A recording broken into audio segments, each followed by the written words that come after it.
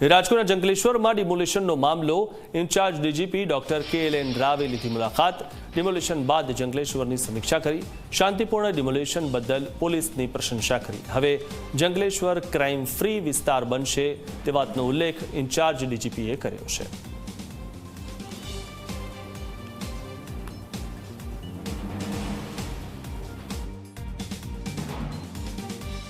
पहला तो ये राजकोट शहर पुलिस ने खूब खूब अभिनंदन અને જે રીતે આપ કહો છો કે સૌરાષ્ટ્રમાં એ પહેલી વખતે એટલી મોટી લેવલ ઉપર આપણે ડિમોલિશન થયું છે અને એ પણ શાંતિપૂર્ણ રીતે થયું છે અને એ ખૂબ એના બદલ રાજકોટ શહેર પોલીસને અને તમામ અધિકારીઓને કર્મચારીઓને જે આમાં યોગદાન આપ્યું છે એમને ખૂબ ખૂબ અભિનંદન।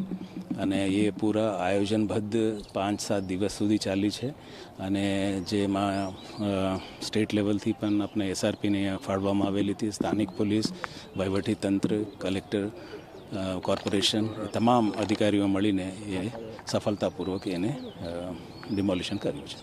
હા, આવતા દિવસોમાં જે કંઈ બચ્યું છે એનું પણ આપણે ડિમોલિશન કરી અને એ ક્રાઇમ ફ્રી બનાવવાની આયોજન છે।